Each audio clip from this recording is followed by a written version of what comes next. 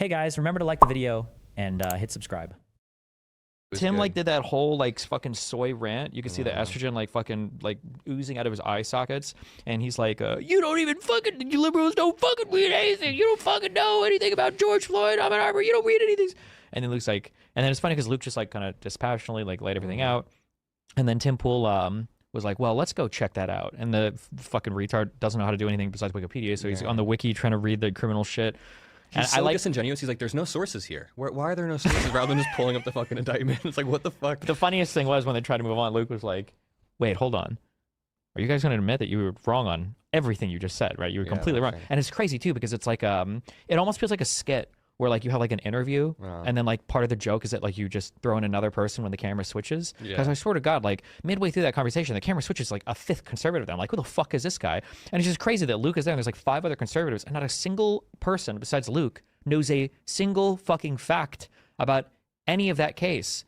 I bet these guys could fucking rattle off like the entire family lineage of every single person that was in Burisma. Yeah. But they're like, Electa, I've never heard of that. Enrique Tarrio, I don't even know what. Like, you didn't know a single fucking thing. Like, you know everything about the vague, nebulous accusations against Hunter Biden, but you don't know about the seditious conspiracy convictions of these other. How is that possible? Does it bother you that these people won? Like, it has to. It bothers me a lot that like all the dumbest people I knew from high school cannot win. The only thing that can happen is we will just all lose. So that's what's happening right now. We're all losing. All my friends from high school, they know that I'm into content shit. They know that I have a YouTube channel that's like pretty big, like 750K, and they were just hitting me up after the election, and they were just like, "How do you feel? You fucking libtard, blah blah blah." I'm like, I don't know. You're not supposed to flex on people with like behind the scenes how much I make, but I just didn't want. I didn't know how to. I'm just flex like, on them. That's what you do. Yeah. How do I feel? I'm about to say more on my taxes than you made last year. That's how I feel. Yeah, you broke. Just kidding. No, we have to be compassionate. But like, I want to ask. You know how you got a little drunk on election night? You took up a little bit. You were definitely. I was faking it. But go ahead. Yeah, faking it all. When you woke up the next morning, was there like an oh shit moment where you rolled over? Like, no, that couldn't have been real. Like, what was your reaction when you sobered up the next morning? Honest to God, the biggest. I already said this that one of the things that conservatives are really good is they're good at making us kind of like accept how fucked reality is.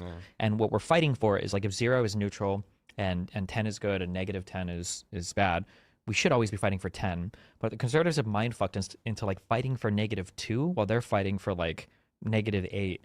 And we're just in this weird world where we're not even really, like the ground is so uneven.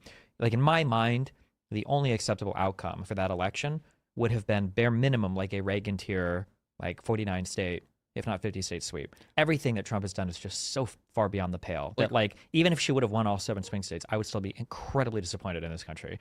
So like we knew it was 50-50 going into it, but the thought of a second Trump term was still unfathomable to me.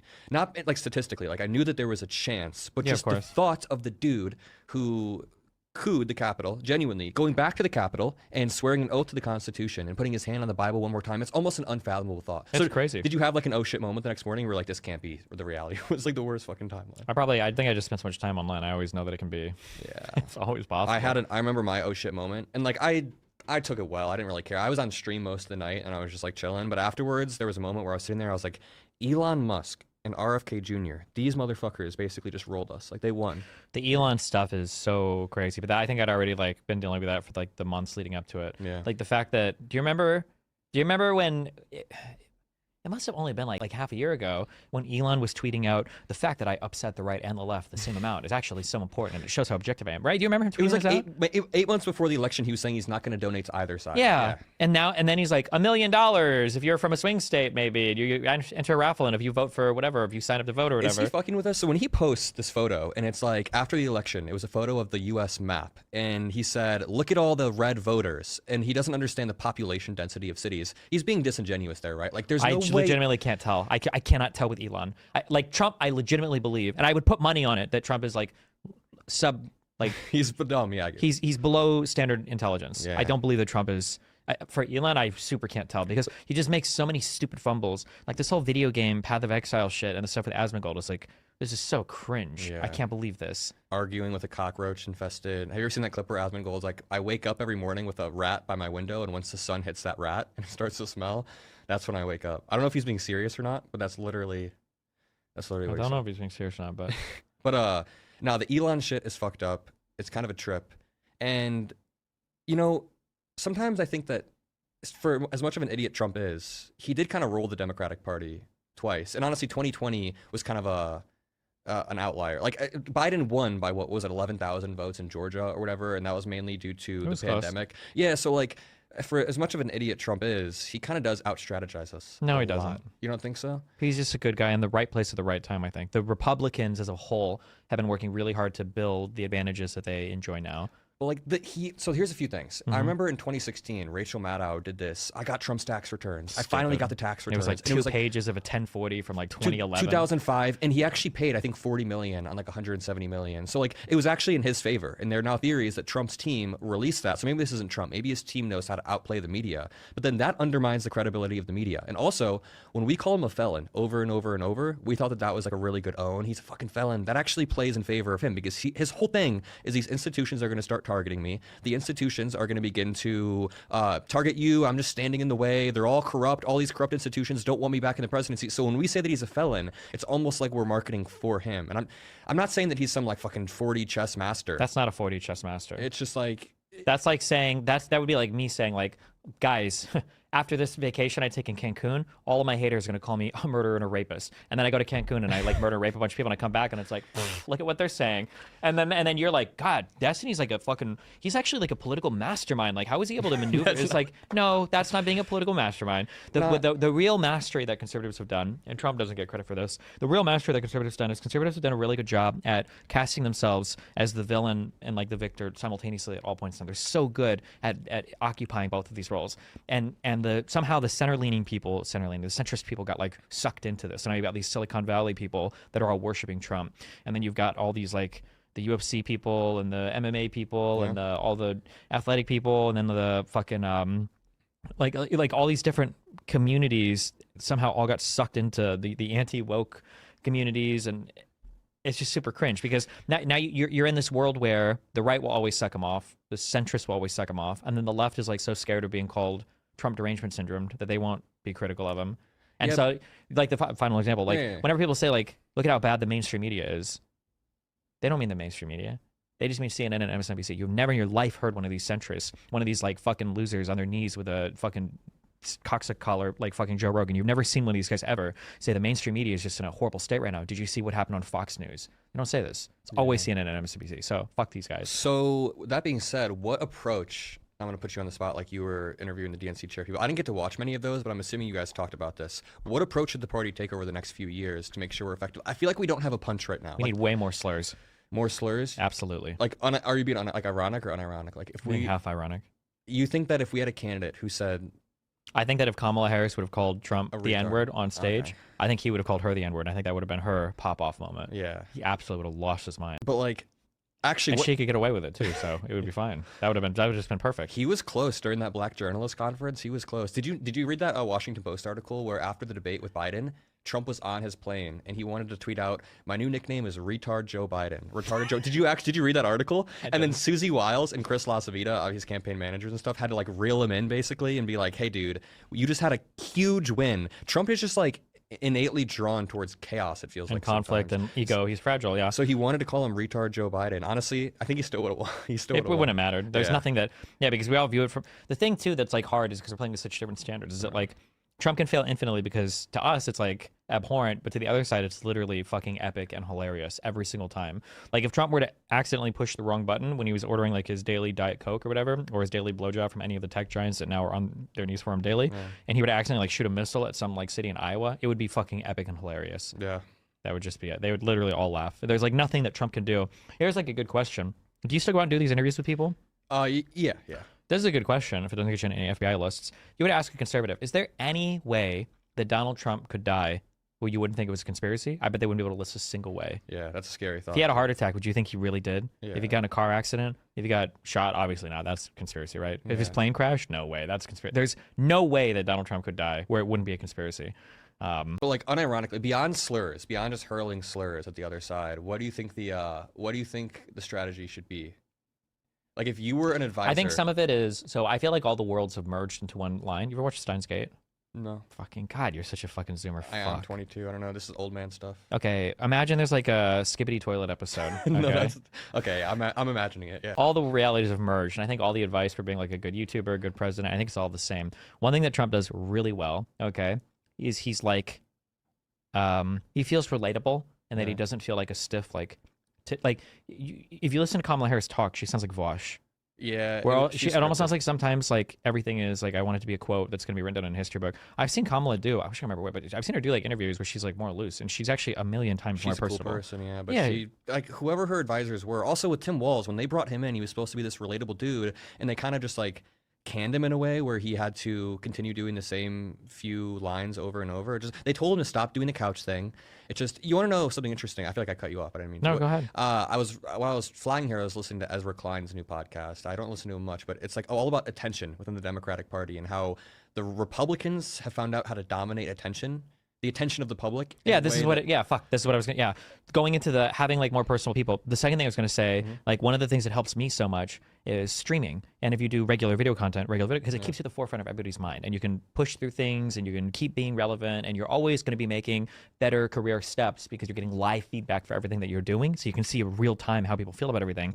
And Trump is so good at being on Twitter and all that shit all the time that he's always in people's minds, and people are always talking about him. So you need somebody that's going to be, I don't want to say bombastic, but at least somebody that's a little bit more present like that. AOC was for a while. Yeah. Have you seen the photo of Trump and Obama sitting next to each other? I think I saw this on your Reddit. There was a line going across, and they have the same exact skin tone now because Trump is literally just a brown. But I have not seen that, But yeah, okay. Regarding attention, they were saying that like the interesting thing about Elon Musk isn't even his wealth anymore. I mean, of course that's interesting, but it's the amount of attention he controls on a day-to-day basis by owning Twitter. Yeah. And that Democrats, we don't have anyone like that. Like AOC, I think, is the closest thing we have to somebody who's incredibly just like charismatic. You listen when she's speaking, but other than that, we've got a lot of old politicians, and the right, and like all of Trump's cabinet. It's just full of TV personalities. Pete Hegseth, he plucked off of Fox News. I'm pretty sure Dr. Oz has a position. All these people. He does. Oz is going to be the head of the FDA. Oh, great. I wouldn't want him anywhere else, to be honest. But like, they're so good at controlling the attention of the public. And we're about to live in like a propaganda society, aren't we? We already do, but like We already do. It's about to get bad. Yeah. It was really bad when Elon Musk was allowed to buy X and then use it to support a single candidate. But Yeah, but we couldn't telegraph that before. Like, we didn't see 2 years ago that he was actually, like you were just saying, like he was tweeting out, oh, I want to make both sides mad. And yes, it was clearly nefarious and clearly not something that should happen, but nobody knew he would go full-throated MAGA, like full-throated. the issue is because we've allowed conservatives to lie so much and for so long that they can get away with doing anything because they're just going to say that the Democrats did it first. Yeah. Because that's what they do. They say with Elon Musk, like, oh, well, you know, the Democrats are already doing this. If anybody does anything horrible, then the response is always like, oh, what? Like if you say like Donald Trump is going to kill half of America, and they'll be like, oh, what? Didn't Like Obama. Biden already did, like Obama already did, Yeah. like the Democrats already did. So he's literally free to do anything. They say that when it comes to Kash Patel and all the potential investigations that could happen and everything. They're like, oh well, you know, you guys already did lawfare, and it's like, okay, Are you saying Obama didn't genocide half of America? Are you trying to whitewash that? with no trial, Yeah. Obama genocided innocent American lives. Yeah. Unbelievable. Tim Pool Where's talking Tim point. Pool? Yeah. No. It was absolutely fucking disgusting. Thank God we have those brave people that still protect American freedoms, like those 3 guys that stopped that horrible burglar, Ahmed Arbery, who was trying to break into that house. I'm so glad they shot. Thank They had God. to shoot him in the back. Those That's how 3. out of control he was. Yeah. Did they really shoot him in the back? I think they did shoot him in the back, right? After he fought, they were fighting over a shotgun, and then he got Oh, Ahmed maybe- got shot. But I don't know if they shot him. Maybe off I'm the just first using lib talking points now. But time. You probably are, yeah. Yeah. But You could live tarded, yeah. Saw it on Twitter. probably. Average Elon Musk post. But like, yeah, dude, we got to hold them accountable. And you know, I feel like that's just a platitude that we say a lot. Oh, they need to be held accountable. But how do we hold them accountable, Republicans? Other than just like making content. I make a bunch of videos a day, but how do we hold Republicans accountable for their lies or flip I'll flop? tell you how do we hold them accountable, but it's gonna be when we're on Kick later. I can't say it on YouTube. Okay, yeah. No, I'm just kidding. I mean, The realistic non-doomered version is the Democrats have 2 years to get their shit in line right now because we're not governing anything. We don't have any Congress and no executive branch. So the Democrats have 2 years to kind of get their shit in line. Usually incumbent parties lose their midterms, right? Yeah. Incumbent lose their midterms, right? Or the party in power usually loses the midterms. So Yeah, we yeah. have an opportunity to do really well in the midterms. Trump has 2 years. Oh, one thing from the media perspective is like there has to be a careful tracking of and accounting of all of the promises that Trump made and absolutely will not keep. Here's another good question for conservatives. They won't have an answer, but ask a conservative, what could Trump do that would be like, too far for you or not okay for you. Because the deficit's not going down. The debt's absolutely not going down, right? We are going to continue to deficit spend. Trump wants to extend the tax cuts. He's not going to pair that with any spending cuts. The prices are going down, right? Nope, that's not going to happen. Elon lied about finding $2 trillion in spending. Yeah. Now he cut it down to $1 trillion in spending. It's going to be no trillion in spending because they want to increase the largest line item in our discretionary budget, which is the military. They're talking about huge increases for the military. So all of that was a lie. Yeah. No wars, I guess that was just a funny meme. That was a lie. I know it's like a joke now, but I really do feel like historically it is absolutely fucking insane that Donald Trump is joking. See, I did it. He's not joking. That Donald Trump is seriously threatening our allies, our NATO allies, with military action to conquer like fucking Greenland. That's unhinged and unbelievable. The real blackpilling part was seeing how quickly conservatives fell in line. Like, yes, Matt Walsh was like maybe trolling when he was like, we could bloodlessly take Canada within a week. But then Ben Shapiro unironically went on a show and he was like, we should take the moon too. We were the first to the moon. Why wouldn't we take it? Then he starts like giggling a bit and he's like, we should take Greenland. It's not a joke. They're being dead ass. Yeah, that's what I just said. Like Trump can do literally anything. Yeah. Like he could bomb a small town in Iowa and be like, oh, maybe Superman should have saved them. Isn't that where he's from? Like it would just be a joke. Everything is a fucking joke. It was a liberal town. Meanwhile, I've got that picture seared into my mind, the close-up of Biden with the red flag, with the red light behind him. Do you know what I'm talking about? Yeah, clearly. It was in Philadelphia. Clearly fascistic. And people are like, oh my God, this is the worst. This is the goddamn worst, most fascist fucking speech I've ever seen in my fucking life.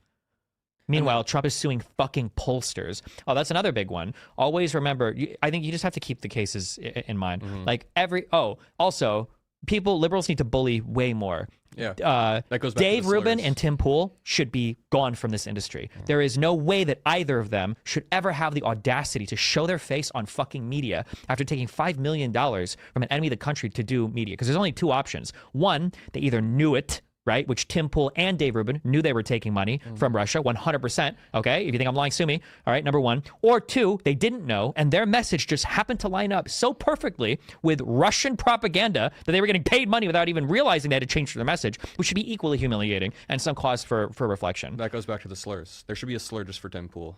Like, I don't even know. We'll think of some. We'll think for our of some off conservatives. camera. Yeah. Unbelievable. Actually unbelievable that those guys are. I can't even imagine how fucking humiliating it would be like if I was getting paid $5 million from fucking Israel or from fucking like Soros and like, I didn't know, I had no idea. Like it just I can't believe that they got away with nothing on that. That's just insane to me. Yeah. There was one they each did like one 10-minute segment where they're like, we're the victim here. Like can I be the victim for fucking $5 million? Jesus. Dude, Vladimir Putin is salivating when he sees the current state of America and the discourse. I mean, he's taking a lot of wins. It feels like, I don't mean to be dramatic, but it feels like we're kind of in an invisible war with them and we're losing really badly right now. Like Vladimir Putin is just winning.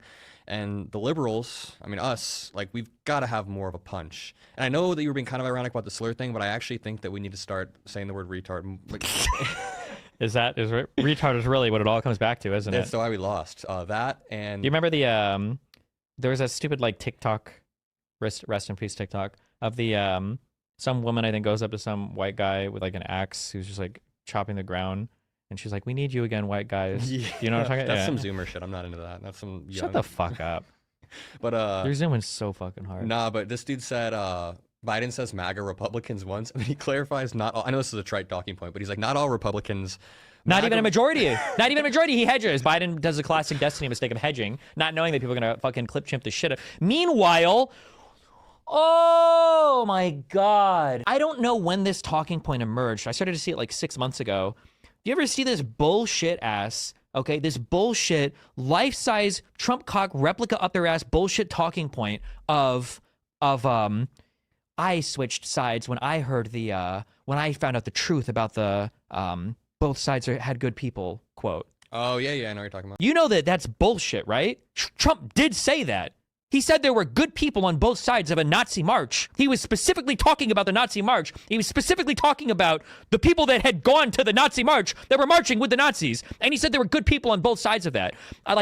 One, this is just true. So I heard this talking point like 6 months ago, and then I went back to the original speech. It's like, okay, well, maybe I did only hear a part of it. And I also think it's like, okay, yeah, this is clearly what he's saying. I don't know why even some of the liberal fact checkers were saying this is a lie, which is not a lie. Yeah. But even more to this, somebody showed me this video yesterday because I came up with P.F. Young, where fucking Ben Shapiro is on his podcast talking about it. And he's like, I don't know why people are like trying to whitewash this for Trump. Trump clearly said at a Nazi march, he was clearly talking about the Nazis that were marching. They're the only people that were Nazis. And Ben Shapiro even like had this set out perfectly. He also said January 6th was an insurrection. He said the worst thing domestically since 9/11. Yeah, and he said it was an insurrection one day after it happened, but he walked back on that too. You think it kills him a little bit inside that he's like a lawyer who went to a top tier school and now he's got to run defense for this orange flag? Like, do you think it kills him or is the money too good? I think the money's too good. Yeah. His type of people. I was right about to say it. Yeah. His type of people. Conservatives. Okay. Jesus Christ.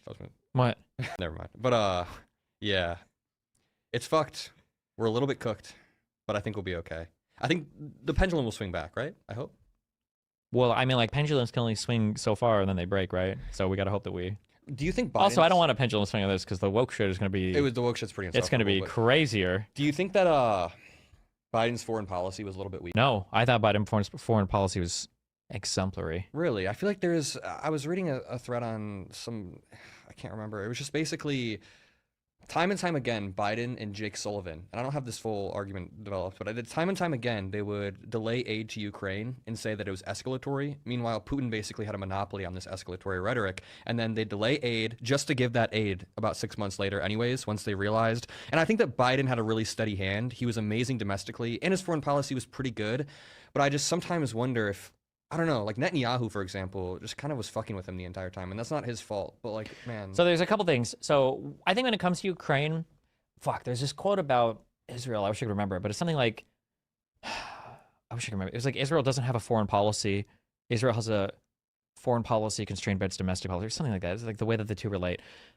I think that one consideration that has to be made is that the Democrats are fighting very much on the back foot on everything foreign policy-wise. And the Republicans... and Putin control the narrative on literally fucking everything. Yeah. So, for instance, somebody even had to remind me of this in the middle, right after a debate, where people were like, well, you know, why didn't they try to pass, like, immigration or whatever? Like, you know, why didn't they do anything? So, well, they had a bill they were going to sign. It's Langford's bill, well, yeah. Why didn't they sign that bill on its own or whatever? Why did they try to pass it with other stuff? And the reason why is because Republicans always demand, like, if you're going to pass this, it was them that tried to tie the Ukraine shit to the immigration stuff.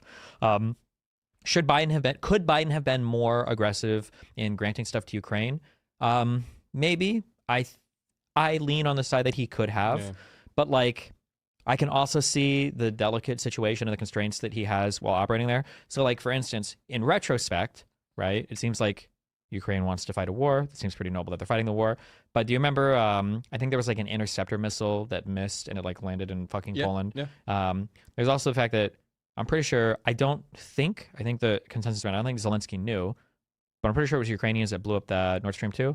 I think most people accept that now. Not like in Tim Pool land, most people accept it, but I think it was some part of the Ukrainian military, that was involved in that. Although I don't know if Zelensky knew about that. I think that's still unclear. So like I can understand some hesitancy. Now, all that aside, I think I still probably would have been in favor of being a little bit more adventurous, I guess, with supporting Ukraine. But the domestic constraints were fucking unbelievably annoying. For Israel, I think the United States did about all that they could. Yeah. I think that like building that pier, I thought was a good idea. Getting people forget this, but we got like a ceasefire like 1 week, I think, into the war to allow people to move. It was like, because I think Israel was like ready to, not a ceasefire, but like a temporary, like a 1 week thing for people to move. Because I think Israel was ready to like fucking roll in or some shit, or ready to bomb shit. I don't know if it was like a weekend or a month in, but like pretty early on, there were like some truces moving people out of Rafah. People were saying, it was around that like hashtag Rafah on fire bullshit. Yeah. People were saying all eyes on Rafah, whatever. Yeah, like if Israel invades Rafah, they're all gonna die because there are like 1 million people down there. And in the course of like days, all of those people moved to the north. And I think some of that was at the behest of the United States, where they were like, you guys better not kill a bunch of people. But nobody talks about that. So some people look now at Biden and think that he failed because now Netanyahu is willing to do like a ceasefire. Was he fucking with Biden? Like he was basically waiting until Trump got in office, right? That might have been a little bit, but like people forget that like time moves in one direction. Like they're not going to be at war forever. Eventually they will want to do a ceasefire. And people are saying like, oh, well, he could have done this 6 months ago. Bullshit. Israel's gotten a lot of good shit for them in the 6 months of military conflict. Yeah. They've obliterated Hezbollah. They finally killed Nasrallah. They killed all 3 of the top Hamas leaders. They fucking Assad's regime has toppled. They've continued to like apply a ton of pressure and kill a ton of people in Hamas. Like Israel has gotten more and more and more militarily. So like every day has been like a further step like entrenching their power, probably. I haven't seen any polling, but I would imagine increasing support for Netanyahu. So like the idea that like just because they're willing to finally do like a ceasefire now that they would have done 6 months ago, that's stupid. That's like saying like, oh well, they could have done a ceasefire a year ago. They wouldn't have done a ceasefire. It's just the timing of it is a little suspect, right? I mean, it seems like I'm not saying Netanyahu was absolutely. Well, like could it have been like leash, a couple weeks earlier, a month earlier, a month later? I mean, it's not possible. about the timing. It's like it's more about Netanyahu did a private meeting with Trump, and they were at Mar-a-Lago, right? And then there were reports that Netanyahu was single-handedly tanking all of the ceasefire deals, or him and his cabinet were tanking this, like him and Ben-Gvir, whatever the fuck his name is. And I think that just the timing of it does seem like the optics are a win for Trump. Even if Biden was the one that laid the groundwork for this deal, he's the one, his team negotiated for the most part. They let Trump's dude come in. I can't remember his name, but they let Steve Witkoff. something or Witkoff? maybe, yeah. Steve Witkoff, some shit like that. They let him come in, and after a few days, it's just, yeah. And then now, next MAGA rally I go to, which could be in the next few days or whatever, I feel like they're all gonna be like, the peace president. He's the fucking peace president. It's just, it's a little blackmail. I mean, it's annoying, yeah. But I mean, it's annoying. Foreign policy is always annoying. But like, Israel got everything they wanted, I think, out of this. Like, this is an absolute and utter Israeli victory in every single. Yeah. Now, I've read that, like, I think Ben-Gvir wants to resign and that Israel's mad because they had to make concessions on something. I'm really curious what those concessions even the fuck are, because there's a world. I wouldn't even call this conspiratorial. I think that having Hamas in power still after they retreat helps Israeli on like 3 huge things. One is it still keeps a separation of the Palestinian powers, because I think that they want the Palestinian Authority is like the governing body that was established for the West Bank. Ideally, that also governs the Gaza Strip. Like having this united would be very good for the Palestinians. It'd be good for progress in the region, but now it won't be probably because Hamas is still going to be in charge of the Gaza Strip.